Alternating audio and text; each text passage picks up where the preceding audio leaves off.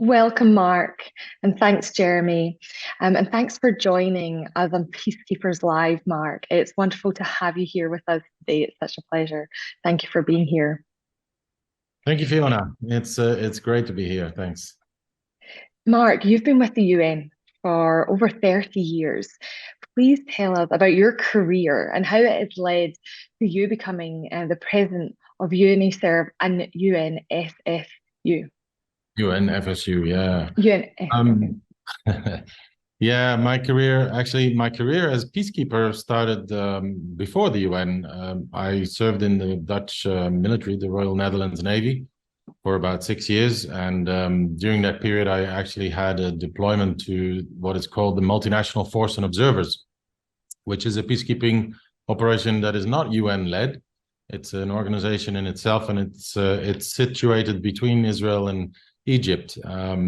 So I was there for 6 months, and it was actually there that I was exposed to and learned about being able to work for the United Nations in peacekeeping as a civilian staff member. So from there, this was in '91.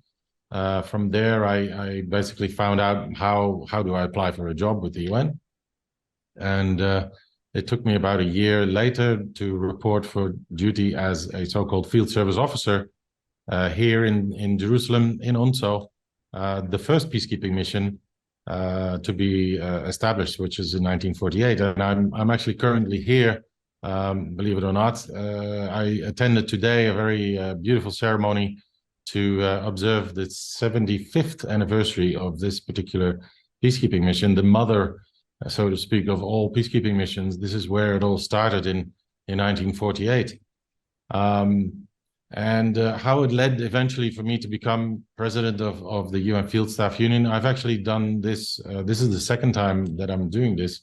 In my early years, I had some personal experiences that I won't get into all the details, but that made me question a little bit what's going on in this organization, and felt that that doesn't seem right. So I sought the advice of the then UN Field Staff Union. Actually was then called the UN Field Service Staff Union. It only supported so-called field service officers that worked throughout the peacekeeping operations.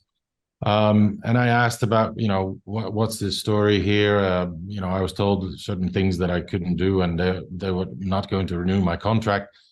And I found it a bit odd. So that's how I became aware of the fact that there is a union working to support international civil servants that work for peacekeeping operations. So there I got involved in union affairs in a number of missions. I was as a civilian, I was deployed in a number of missions. The first one was actually in Western Sahara. So I got involved there at the local level with union stuff and supporting staff, and realizing that I actually enjoyed helping colleagues when they were facing issues and stuff like that. And subsequently, I went to a few other missions. I ended up in former Yugoslavia during the wars there in Yugoslavia, the breakup of Yugoslavia. Subsequently, I spent some time in Kuwait and in Iraq. And all the while, I was involved in staff representation, but at local level. And then at one stage, I was asked if I wanted to be or was interested to run for the president of the Field Staff Union, which I did the first time at the end of '99, December '99, and in 2000 I took up the presidency here, which I then did for 2 terms, also 4 years. And so I did that 4 years, and then I returned back to my normal job within the UN, because when you do this and you're elected into office, the UN actually gives you a full release from your normal day job, so to speak, so that you can dedicate your time completely to representing the staff. And this is actually needed because it is a very intense job. We are currently representing about 6,000 international staff that serve in the various peacekeeping missions and special political missions. And then I stepped out, and I didn't do anything in staff representation for quite a number of years. And in 2019, a good colleague of mine kind of cajoled me into doing this again. And so in 2019, I stepped back into this world of staff representation. The union has grown a lot in all those years, and it did very well. And so here I am now at the end of my second term in office, together with two wonderful vice presidents, Lilia Galieva and Leila Manley Spain. They are my right leg and my left leg, so to speak, because we function as a team.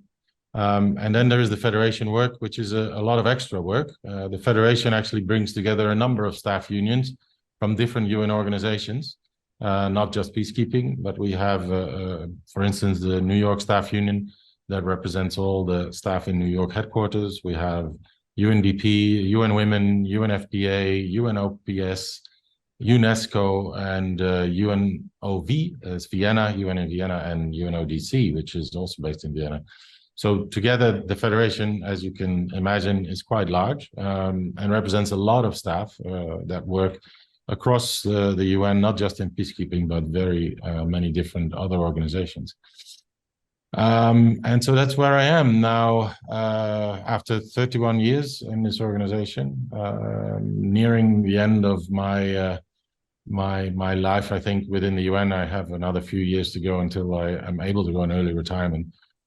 But it's been a good ride, and it's rewarding, but it's also it can also be very taxing, because, you very often deal with people's problems and try to help people, which can be taxing at times. But all in all, it's been a rewarding ride, yeah, so far.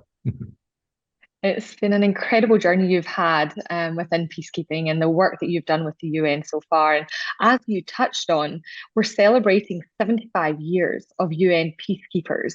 For those of whom don't know, can you tell us about peacekeepers, the work that you and they carry out, and the challenges that you face along the way? Yeah. Yeah, definitely. 75 years of UN peacekeeping it's quite incredible, isn't it?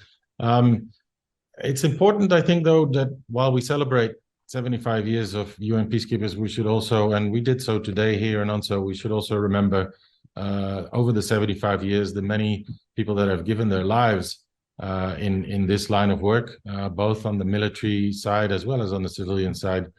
We have lost a lot of people doing this work, which is an indicator of the dedication, I think, that people have towards trying to bring peace. I think, believing in peace is the first thing, and the one thing that motivates people.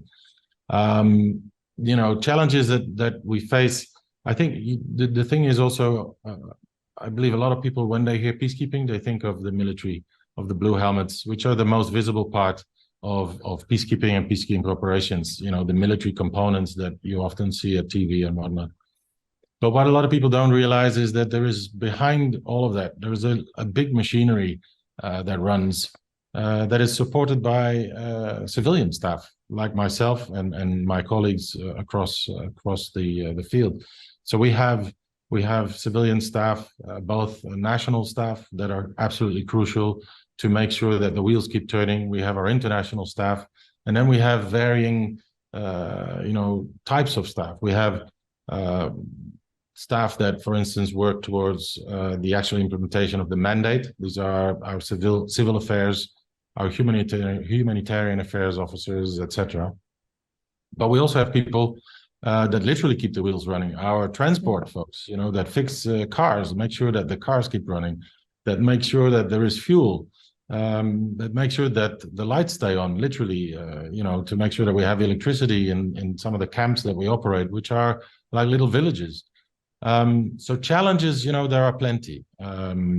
For many of our people, there are challenges of being in a remote location, away from your family, stuck in small containers. These are the prefab types, which is where you live, where you're cooped up together with quite a number of people. There are plenty of challenges, but I think that one of the key things is that despite all these challenges, people step up. People are intrigued, and they are willing to live through those challenges, to deliver peace, and to try and make that dream of peace a reality. Peace for us as those that work for the UN, but more so for the population at the local level, that we are there to help bring peace and make peace a reality. Yeah. Thank you for sharing that. And I think as we're speaking about that, the actions that you have seen during your career in the UN have obviously inspired you to believe that peace is possible. Mm. It seems like some of what we just touched on has really helped you believe in it. What are some of the kind of key focus actions or key items that have happened that you've seen that have really inspired you to believe that it's possible? You know, it's easy actually to get discouraged, right? I mean, certainly with all the news we see now, it sometimes feels as though it is impossible. But despite, there have been and there continue to be challenges by for the UN and for the world to deliver on peace. There have been successes, and for instance, I could think of East Timor, which was an example where the UN delivered. It was a bumpy road, but ultimately a new state was born. South Sudan is another example. We are still there, but I think it was a triumph to have a new country born. The UN helped facilitate this. So there's I think, a lot of inspiration to think about that peace is actually possible. But at the same time, it's easy to get discouraged. But from what I've seen over the 30 years, and what has inspired me and makes me believe that peace is possible, is the people that I've worked with and their dedication. Seeing that despite all of the hardship that we go through, despite the fact that sometimes we lose colleagues, people step up and still are committed to do this. I think that's a testimony that peace is possible, and that we have to continue believing in peace. There is no other UN. There is no alternative to be able to deliver this. And I think that's one of the key messages, that we need to keep believing that the United Nations is the only viable vehicle, I think, ultimately to make this happen. But we all need to be believing in it. Countries need to be believing in it. We need to be united. There's too much division, I think, in this world, and we have to Yeah. keep. Thank you for that too. And I think it's so important. And as we draw attention really and focus on the UN, as you were just sharing, what are some of the UN's greatest challenges and what are some of their greatest strengths? The greatest strength, I think I've said it already. For me, the greatest strength of the UN is its people. And it's not just in peacekeeping. This is the UN throughout. Let's not forget that UN peacekeeping is one part of the UN, but the UN system globally is huge. There are so many organizations that are part of the UN that all work towards what ultimately brings peace.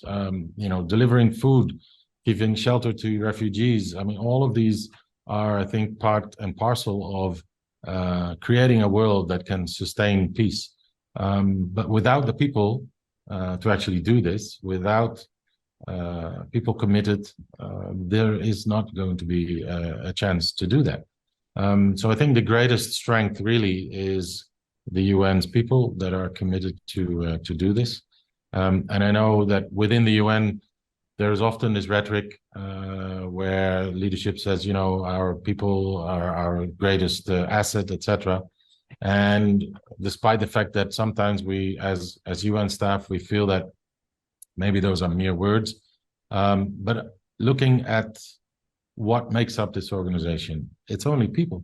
Without people, there is no organization. So without the dedicated people that are working in the field in very hard locations, there is no United Nations. There's nothing to deliver.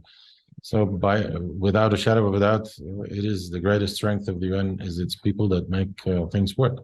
The challenges of the UN are plentiful. I think there's so much happening in the world right now. We need to believe in the mechanism of multilateralism, and we need to continue believing that world problems need multiple countries and governments to come together and solve it together.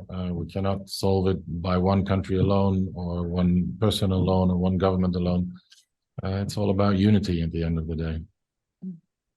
I couldn't agree more. I think that's such a wonderful word to use as well about the unity.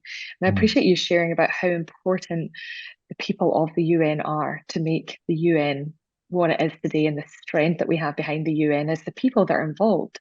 And on the other side of the people that are involved within the UN, there's everyone on the outside as well, the people support that come around it. Um, how can people, and how can people who are listening today, support the work of those in the United Nations and be more involved and support you in the work you're doing? First and foremost, apply for jobs. Come work Mm, with the UN.